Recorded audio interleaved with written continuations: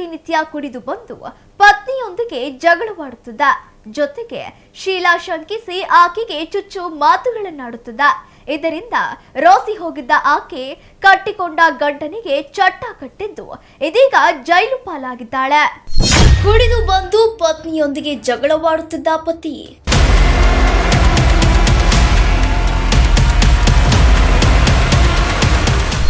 ಪತಿಯ ಕಾಟಕ್ಕೆ ಬೇಸತ್ತ ಪತ್ನಿಯಿಂದಲೇ ಪತಿಯ ಹತ್ಯೆ.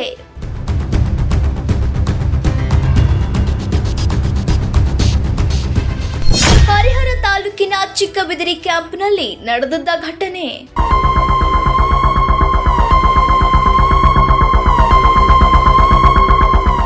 ಅಂದು ಜೂನ್ 22 ದಾವಣಗೆರೆ ಜಿಲ್ಲೆಯ ಹರಿಹರ ತಾಲೂಕಿನ ಚಿಕ್ಕಬಿದಿರಿ ಕ್ಯಾಂಪ್ನ ಶಿವಪ್ಪ ಎಂಬಾತ ತನ್ನ ಮನೆಯ ಹಿಂದೆ ರಕ್ತಸಿಕ್ತವಾಗಿ ಬಿದ್ದು ಸಾವನ್ನಪ್ಪಿದ್ದ.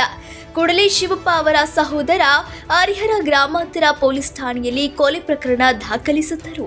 ಪ್ರಕರಣ ದಾಖಲಿಸಿಕೊಂಡ ಹರಿಹರ ಗ್ರಾಮಾಂತರ ಠಾಣೆ ಪೊಲೀಸರು ಸುಕೋ ಟೀಮ್, ಬೆರಳಚ್ಚು ತಜ್ಞರು ಹಾಗೂ ಶ್ವಾನದಳದೊಂದಿಗೆ ಭೇಟಿ ನೀಡಿ ಪರಿಶೀಲನೆ ನಡೆಸಿ ತನಿಖೆ ಆರಂಭಿಸಿದ್ದಾರಲ್ಲದೆ ಪ್ರಕರಣಕ್ಕೆ ಸಂಬಂಧಿಸಿದಂತೆ ಶಿವಪ್ಪ ಅವರ ಪತ್ನಿ ಸಾವಿತ್ರಿ ಹಾಗೂ ಆತನ ಪುತ್ರ ಹನುಮೇಗೌಡನನ್ನು ವಶಕ್ಕೆ ಪಡೆದು ವಿಚಾರಣೆ ನಡೆಸಿದಾಗ ಕೊಲೆ ಪ್ರಕರಣ ಬಯಲಾಗಿದೆ.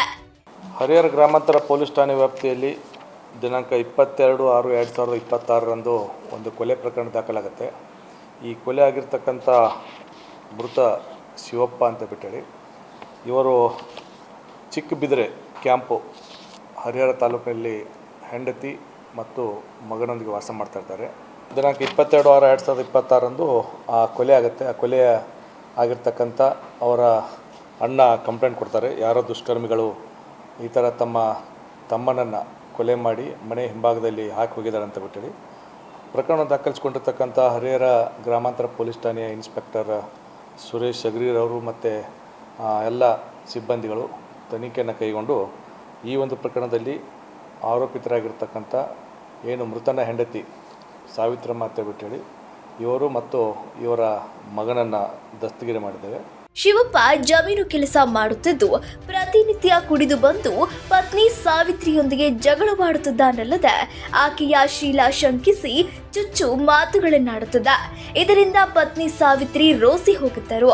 ಅಂದು ಜೂನ್ 22 ಶಿವಪ್ಪ ಎಂದಿನಂತೆ ಮನೆಗೆ ಬಂದು ಪತ್ನಿ ಸಾವಿತ್ರಿಯೊಂದಿಗೆ ಜಗಳವಾಡಿ ಮನೆಯಲ್ಲಿ ಮಲಗಿದ್ದ. ಶಿವಪ್ಪ ಪ್ರತಿನಿತ್ಯ ಜಗಳವಾಡುವುದರಿಂದ ಬೇಸರಗೊಂಡಿದ್ದ ಪತ್ನಿ ಸಾವಿತ್ರಿ ಹಿತ್ತಲಿನಿಂದ ಕಲ್ಲನ್ನು ತಂದು ಶಿವಪ್ಪನ ತಲೆಯ ಮೇಲೆ ಎತ್ತಿ ಹಾಕಿ ಆತನನ್ನು ಕೊಲೆ ಮಾಡಿದ್ದಾಳೆ. ಈ ಒಂದು ಕೊಲೆಗೆ ಮುಖ್ಯ ಕಾರಣ ಏನಂತಂದರೆ ಏನು ಮೃತ ಶಿವಪ್ಪ ಈತ ಕೂಲಿ ಕೆಲಸ ಮಾಡಿಕೊಂಡು ಜೀವನ ಸಾಗಿಸ್ತಾ ಇರ್ತಾನೆ. ಕೂಲಿ ಕೆಲಸ ಮಾಡಿಕೊಂಡು ಬಂದಿರತಕ್ಕಂಥ ಹಣವನ್ನು ಕುಡಿತಕ್ಕೆ ದಾಸನಾಗಿ ಕುಡಿದು ಬಂದುಬಿಟ್ಟು ಮನೆಯಲ್ಲಿ ಗಲಾಟೆ ಮಾಡೋದು, ಹೆಂಡತಿಗೆ ಶೀಲವನ್ನು ಶಂಕಿಸಿ ಪದೇ ಪದೇ ಹೀಯಾಳಿಸಿ ಅವರಿಗೆ ಮಾನಸಿಕವಾಗಿ ಭಾಳಷ್ಟು ತೊಂದರೆಗಳನ್ನು ಕೊಡ್ತಾ ಇರ್ತಾನಂತ ಬಿಟ್ಟೇಳಿ ಈ ಒಂದು ಕಾಟದಿಂದ ದೂರವಾಗಬೇಕು, ಗಂಡನ ಒಂದು ಏನು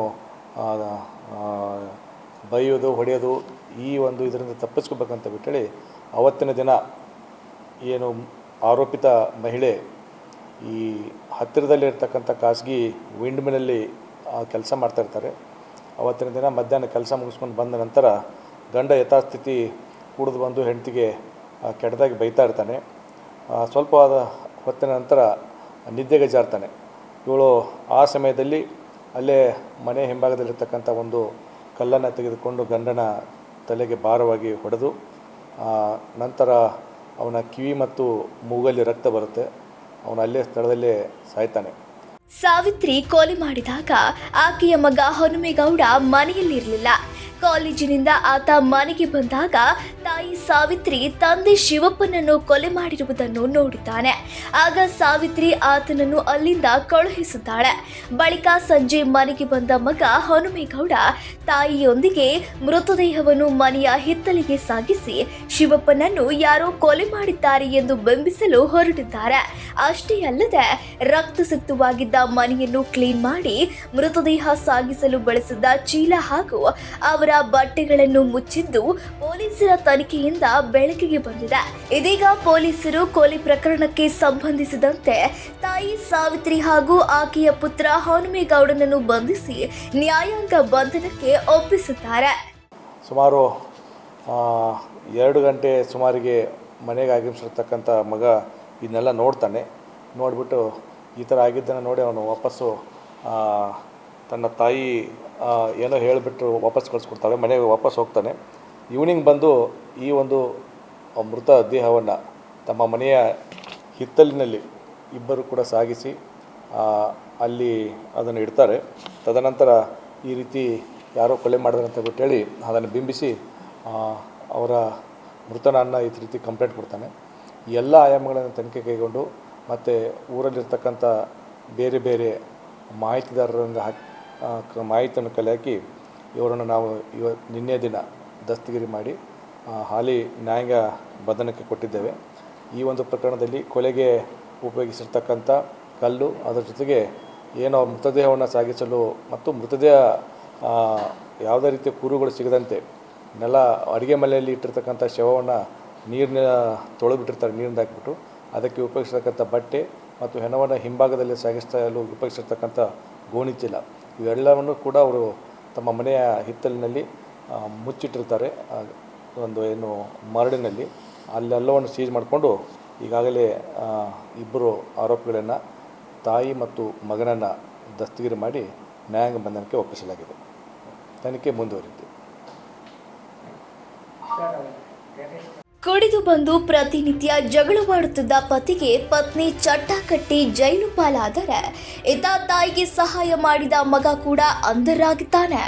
ಒಟ್ಟಿನಲ್ಲಿ ಕೊಲೆ ನಡೆದ ಕೆಲವೇ ದಿನಗಳಲ್ಲಿ ಹರಿಹರ ಗ್ರಾಮಾಂತರ ಠಾಣೆ ಪೊಲೀಸರು ಆರೋಪಿಗಳನ್ನು ಪತ್ತೆ ಹಚ್ಚುವಲ್ಲಿ ಯಶಸ್ವಿಯಾಗಿದ್ದಾರೆ.